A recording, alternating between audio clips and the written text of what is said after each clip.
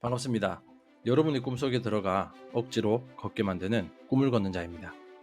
우리는 지난 여정을 통해 속도의 신기루를 꿰뚫어 보았고 반복의 연금술을 손에 쥐었습니다.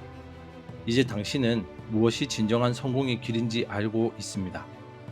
하지만 가장 위대한 진실을 알고 있으면서도 왜 우리의 발은 여전히 제자리에 멈춰 서 있는 것일까요? 왜 우리는 세상에서 가장 무거운 문, 바로 시작이라는 문 앞에서 하염없이 서성이고만 있는 것일까요? 오늘 우리는 이 마지막 관문의 비밀을 완전히 파헤칠 것입니다. 이것은 의지력이나 재능에 대한 이야기가 아닙니다. 이것은 당신 안의 거대한 저항을 무너뜨리고 멈춰있는 당신의 세상을 움직이게 할 가장 교활하고도 강력한 기술에 대한 이야기입니다. 자, 이제 당신의 발목을 잡고 있던 보이지 않는 족쇄를 끊어낼 준비가 되셨습니까? 위대한 첫걸음의 기술, 당신의 세상을 움직이는 5가지 비밀에 대해서 시작합니다. 저항의 정체, 당신의 발목을 잡는 보이지 않는 적. 첫걸음의 기술을 배우기 전에는 우리는 먼저 우리의 적이 누구인지 알아야 합니다. 당신이 새로운 도전을 시작하려 할 때마다 당신의 귓가에 교활하게 속삭이는 목소리의 정체를 알아야 합니다. 지금은 때가 아니야. 넌 준비가 덜 됐어. 실패하면 어떡해? 조금만 더 쉬었다 가자. 이 목소리의 주인, 당신의 위대함을 가로막는 이 보이지 않는 힘을 작가 스티븐 프레스필드는 저항이라고 불렀습니다. 저항은 당신의 외부가 아닌 당신의 내부에 존재하는 당신의 성장을 방해하는 파괴적인 힘입니다. 이것은 게으름이나 나약함과는 다릅니다. 저항은 지능적이고 끈질기며 당신의 가장 약한 부분을 정확히 파고드는 교활한 적입니다. 여기 유능한 개발자였던 민수 씨가 있습니다. 그는 자신만의 멋진 앱을 만들어 세상을 바꾸겠다는 꿈을 가지고 있었습니다. 낮에는 회사 일을 하고 밤에는 자신의 꿈을 위해 코딩하리라 마음먹었습니다. 하지만 그가 퇴근 후 책상에 앉으면 어김없이 저항이 찾아왔죠. 첫째 날, 저항은 피로의 가면을 쓰고 나타났습니다. 오늘 너무 힘들었잖아. 내일부터 본격적으로 시작하자. 하루 쉰다고 세상이 무너지진 않아. 민수 씨는 고개를 끄덕였습니다. 둘째 날, 저항은 완벽주의라는 이름의 학자로 변신했습니다. 이 아이디어는 아직 부족해. 좀 더 치밀하게 계획을 세워야 해. 어설프게 시작하느니 완벽하게 준비해서 시작하는 게 낫지. 민수 씨는 다시 그의 말을 따랐습니다. 셋째 날, 저항은 두려움이라는 거대한 괴물이 되어 그의 앞을 가로막았습니다. 네가 만든 앱을 누가 쓰기나 할까? 만약 실패하면 넌 시간만 낭비하고 주변에 비웃음만 사게 될 거야. 민수 씨는 그 두려움에 압도되어 결국 노트북을 켜는 것조차 포기하고 말았습니다. 이것이 바로 저항이 일하는 방식입니다. 저항은 우리의 뇌가 가진 가장 원시적인 본능, 즉 안전 추구 본능을 먹고 자랍니다. 우리의 뇌는 변화를 싫어하고 미지의 영역을 위험으로 간주합니다.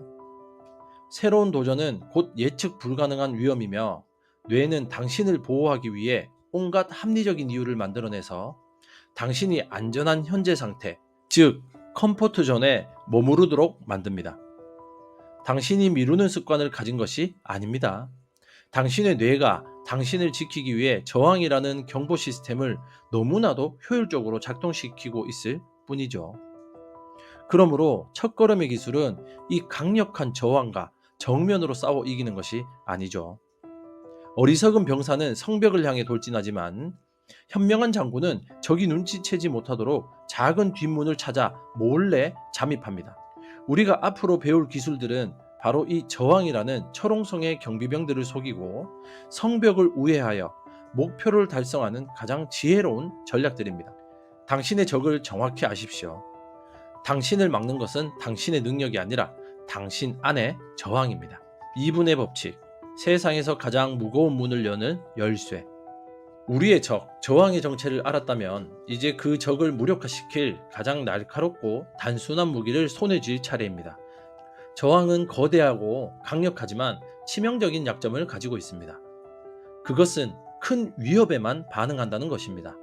당신의 목표가 너무 크고 거창하게 느껴질 때 저항은 최고의 경계태세를 갖추고 당신을 막아섭니다. 그렇다면 해답은 명확합니다. 저항이 위협으로 인식조차 하지 못할 만큼 우스꽝스러울 정도로 작은 행동을 시작하는 것입니다. 이것이 바로 위대한 첫걸음의 기술의 심장이자 가장 실천적인 전략 2분의 법칙입니다. 이 법칙의 내용은 간단합니다. 당신이 시작을 하고 싶은 새로운 습관이 무엇이든 그 첫 단계를 2분 안에 끝낼 수 있는 일로 바꾸는 것입니다. 당신의 목표가 매일 1시간씩 운동하기입니까? 저항이 가장 좋아하는 먹잇감이죠. 당신의 뇌는 1시간 동안 느껴야 할 고통과 땀을 상상하며 즉시 비상벨을 울릴 것입니다. 대신 당신의 새로운 2분 습관은 운동복으로 갈아입는다가 되어야 합니다. 이 행동은 2분이면 충분하며 실패할 수조차 없습니다. 저항은 고작 옷 갈아입는다고? 그건 위협이 아니군. 이라며 경계를 풀게 되죠. 당신의 목표가 책 한 권 쓰기입니까? 텅 빈 화면의 공포 앞에서 저항은 축제를 벌일 겁니다. 대신 당신의 2분 습관은 노트북을 켜고 워드 프로세서를 실행한다입니다. 글을 쓸 필요조차 없습니다. 그저 프로그램을 여는 것이 전부입니다. 매일 명상하기가 목표라면 1분 동안만 눈 감고 앉아 있는다. 방 정리하기가 목표라면 쓰레기 딱 한 개만 줍는다. 새로운 언어 배우기가 목표라면 학습 앱을 켜서 딱 한 단어만 본다. 이것이 왜 마법처럼 작동할까요? 이것은 의지력을 시험하는 것이 아니라 뇌를 교묘하게 속이는 심리적 해킹이기 때문입니다. 일단 당신이 운동복으로 갈아입고 나면 무슨 일이 일어날까요? 당신은 거울 앞에 서서 생각하게 됩니다. 이왕 옷도 갈아입었는데 스트레칭이라도 5분 할까? 일단 노트북을 켜고 나면 이왕 켰는데 제목이라도 한번 써볼까? 하는 생각이 듭니다. 이것이 바로 물리학의 관성의 법칙입니다. 멈춰있는 물체를 움직이는 것은 어렵지만 일단 움직이기 시작한 물체는 계속 움직이려 하는 경향이 있습니다. 2분의 법칙은 멈춰있는 당신의 인생이라는 기차를 움찔하게 만드는 최소한의 점화장치입니다. 저항이 눈치채지 못할 만큼 작은 스파크를 일으켜 거대한 엔진에 시동을 거는 것입니다. 더 이상 시작을 두려워하지 마십시오. 당신의 목표를 2분짜리 아주 작은 행동으로 분해하십시오. 그것은 당신이 저항을 이기는 가장 쉬운 방법이자 위대한 여정을 시작하는 유일한 열쇠입니다. 행동 점화의 원리, 꺼진 엔진을 다시 살리는 법. 2분 법칙으로 우리는 마침내 첫걸음을 떼었습니다. 하지만 많은 사람들이 바로 이 지점에서 또 다른 함정에 빠지죠. 아주 작은 행동 하나를 한 뒤, 자 이제 됐어, 내일 또 하자라며 다시 멈춰버리는 것입니다. 우리는 첫걸음을 지속적인 움직임으로 연결하는 두 번째 기술이 필요합니다. 그것이 바로 행동 점화의 원리입니다. 우리는 흔히 이렇게 생각합니다. 동기부여가 생겨야 행동할 수 있다. 그래서 우리는 영감이 떠오르기를, 뜨거운 열정이 솟아나기를 하염없이 기다립니다. 하지만 이것은 세상에서 가장 큰 착각 중 하나이죠. 진실은 정반대거든요. 행동이 동기부여를 점화시키는 것입니다. 자동차의 엔진을 생각해 보십시오. 당신이 자동차 키를 돌리는 작은 행동이 일어나야 비로소 엔진 내부에서 폭발이 일어나고 자동차가 앞으로 나아갈 힘이 생깁니다. 행동이 원인이고 동기는 결과입니다. 당신이 2분의 법칙에 따라 운동복으로 갈아입는 첫 행동을 했다고 가정해 봅시다. 그 순간 당신의 뇌에서는 미세한 변화가 일어나죠. 스스로와의 약속을 지켰다는 아주 작은 성취감이 생겨나고, 이 성취감은 뇌의 보상회로를 자극하여 소량의 도파민을 분비시킵니다. 기분이 아주 살짝 좋아지는 것이죠. 이 기분 좋음이 바로 행동이 만들어낸 최초의 불꽃, 즉 점화된 동기입니다. 이 작은 동기는 당신에게 이렇게 속삭입니다. 이왕 한 김에 5분만 더 해볼까?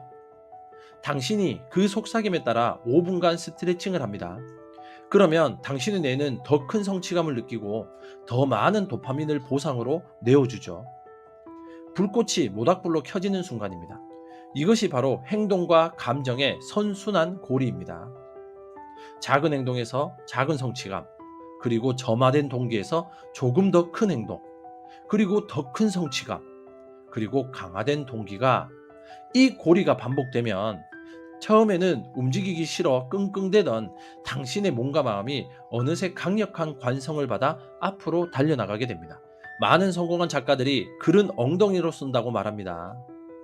영감이 떠올라 글을 쓰는 것이 아니라 영감이 없어도 일단 책상에 앉아 쓰는 행위를 시작하기 때문에 그 과정에서 영감이 점화된다는 뜻입니다. 그러니 더 이상 동기부여가 찾아오기를 기다리며 당신의 시간을 낭비하지 마십시오. 동기부여는 당신이 찾아가서 직접 불을 붙여야 하는 대상입니다. 당신을 움직일 가장 확실한 방법은 그냥 움직이는 것입니다. 당신의 가장 작은 행동이 당신의 잠들어 있던 열정이라는 거대한 엔진을 깨우는 유일한 시동키입니다. 과정 활성화 설계. 당신을 움직이게 만드는 보이지 않는 손. 지금까지 우리는 저항의 정체를 파악했고 이분의 법칙으로 저항을 속였으며 행동 점화의 원리로 움직임을 이어나가는 법을 배웠습니다. 이것들은 모두 당신의 내면을 다루는 기술이었습니다. 이제 우리는 시선을 밖으로 돌려 당신을 둘러싼 환경을 우리 편으로 만드는 한 차원 높은 기술을 배울 차례입니다. 아무리 강력한 의지와 기술을 가졌더라도 매일 아침 초콜릿 케이크와 샐러드가 함께 놓여 있다면 우리는 샐러드보다 케이크에 손이 갈 확률이 높습니다. 인간은 의지력의 존재가 아니라 환경의 지배를 받는 존재이기 때문입니다. 과정 활성화 설계란 바로 이 원리를 역이용하여 당신이 원하는 첫걸음을 내딛는 것이 가장 쉽고 원하지 않는 행동을 하는 것이 가장 어렵도록 당신의 세상을 재설계하는 기술입니다. 이것은 보이지 않는 손을 만들어 당신의 등을 자연스럽게 떠밀게 만드는 것과 같습니다. 첫째, 마찰을 제거하십시오. 당신이 원하는 행동을 시작하기까지 거쳐야 하는 불필요한 단계, 즉 마찰을 최소화해야 합니다. 아침에 운동을 가고 싶습니까? 그렇다면 잠자리에 들기 전에 운동복과 양말, 운동화를 모두 챙겨 침대 바로 옆에 두십시오. 아침에 일어나 당신이 해야 할 일은 그저 몸을 일으켜 옷을 입는 것뿐입니다. 만약 운동복이 옷장 깊숙이 있고 양말 한 짝을 찾아 서랍을 뒤져야 한다면 그 귀찮음이라는 마찰이 당신의 결심을 순식간에 꺾어버릴 것입니다. 책을 읽고 싶습니까? 리모컨은 서랍에 넣어두고 당신이 가장 많은 시간을 보내는 소파 위에 항상 책을 펼쳐두십시오. TV를 켜는 데는 여러 단계의 마찰이 발생하고 책을 읽는 데는 아무런 마찰이 없도록 만드는 것입니다. 둘째, 신호를 켜십시오. 당신의 환경에 원하는 행동을 상기시키는 강력한 시각적 신호를 심어두어야 합니다. 매일 기타 연습을 하고 싶다면 기타를 케이스 안에 넣어두지 마십시오. 거실 중앙에 가장 잘 보이는 곳에 기타 스탠드를 세워 올려두십시오. 그 기타는 더 이상 가구가 아니라 당신에게 끊임없이 말을 거는 신호가 됩니다. 나 여기 있어. 한번 연주해보지 않을래? 물을 많이 마시고 싶다면 책상 위 모니터 바로 옆에 항상 물병을 올려두십시오. 당신의 시야에 그 신호가 계속 잡힐 때 당신은 의식적으로 노력하지 않아도 자연스럽게 물을 마시게 됩니다. 성공한 사람들은 의지력이 강철 같은 사람들이 아닙니다.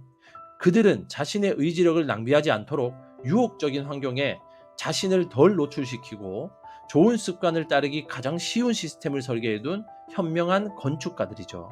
당신의 방, 당신의 책상, 당신의 스마트폰 첫 화면을 지금 당장 살펴보십시오. 그것들은 당신을 어떤 사람으로 만들고 있습니까? 당신의 환경이 당신의 첫걸음을 돕고 있습니까? 아니면 방해하고 있습니까? 당신의 세상을 재설계하십시오. 그러면 당신의 세상이 당신을 이끌어 줄 것입니다. 나는 시작하는 사람이다. 정체성을 바꾸는 마지막 단계. 우리는 첫걸음을 가로막는 저항을 알았고 저항을 무너뜨리는 기술을 배웠으며 그 걸음을 지속시키는 원리와 환경을 설계하는 지혜까지 얻었습니다. 이제 마지막 단계, 이 모든 기술이 궁극적으로 향하는 단 하나의 목적지에 도달할 시간입니다. 그것은 바로 정체성의 전환입니다. 진정한 변화는 행동을 바꾸는 것에서 끝나지 않습니다. 진정한 변화는 자기 자신에 대한 정의, 즉 정체성을 바꾸는 데서 완성이 됩니다. 당신은 살을 빼야 하는 사람입니까? 아니면 건강한 사람입니까? 당신은 글을 써야 하는 사람입니까? 아니면 작가입니까? 당신은 운동을 해야 하는 사람입니까? 아니면 운동하는 사람입니까? 이 미묘한 차이가 당신의 모든 것을 결정합니다. 뭐뭐 해야 한다는 정체성은 행동을 외부에서 주어진 고통스러운 의무로 만듭니다. 하지만 나는 뭐뭐 하는 사람이다 라는 정체성은 행동을 내면에서 비롯된 자연스러운 표현으로 만들죠. 그렇다면 어떻게 이 정체성을 바꿀 수 있을까요? 스스로를 세뇌해야 할까요? 아니면 거울을 보며 나는 작가다 라고 수백 번 외쳐야 할까요? 아닙니다. 정체성은 말로 바뀌지 않습니다. 정체성은 오직 증거를 통해서만 바뀝니다. 당신이 2분의 법칙에 따라 오늘 노트북을 켜고 단 한 문장의 글을 썼다고 해봅시다. 그 행동은 단순히 한 문장을 쓴 것이 아닙니다. 그것은 당신이 나는 작가다라는 새로운 정체성에 던지는 한 표의 투표용지와도 같죠. 당신은 당신의 뇌에 작은 증거를 제시한 것입니다. 봐, 나는 말만 하는 사람이 아니야. 나는 오늘 글을 썼어. 그러니 나는 작가야. 다음 날도 당신이 한 문장을 씁니다. 또 한 표의 투표용지가 쌓일 겁니다. 이 작은 증거들이 매일매일 쌓여갈 때 당신의 자기인식은 서서히 변하기 시작합니다. 처음에는 어색했던 작가라는 정체성이 수많은 증거들로 뒷받침되면서 점점 더 단단해지고 자연스러워집니다. 어느 순간 당신은 더 이상 글을 쓰기 위해 의지력을 쥐어짤 필요가 없어집니다. 왜냐하면 당신은 작가이고 작가는 글을 쓰는 것이 당연하기 때문이죠. 이것이 바로 위대한 첫걸음의 기술이 가진 궁극의 힘입니다. 작고 우스꽝스러운 첫걸음 하나가 당신이라는 사람의 근본적인 정의를 다시 내리는 신성한 의식이 되는 것이죠. 그러니 이제 목표를 잊으십시오. 대신 당신이 되고 싶은 사람의 모습을 떠올리세요. 그리고 그 사람이라면 지금 당장 할 법한 가장 작은 2분짜리 행동을 하십시오. 그 작은 승리를 쌓아가십시오. 당신의 행동이 당신의 정체성을 빚어낼 것이고, 그렇게 빚어낸 정체성은 앞으로 당신의 모든 행동을 자연스럽게 이끌어 줄 것입니다. 당신은 더 이상 시작을 망설인 사람이 아니라 언제나 시작하는 사람이 되어 있을 것입니다. 오늘 우리는 시작이라는 거대한 문 앞에서 우리를 얼어붙게 만들었던 모든 환상의 실체를 꿰뚫어 보았습니다. 우리의 발목을 잡고 있던 것이 넘을 수 없는 태산이 아니라 실패하면 어떡하지라는 나약한 속삭임이었음을 알았습니다. 그 거대한 저항을 무너뜨리는 것이 강철 같은 의지력이 아니라 신발끈을 묶는 그 우스꽝스러울 만큼 작은 첫걸음이라는 비밀을 손에 쥐었죠.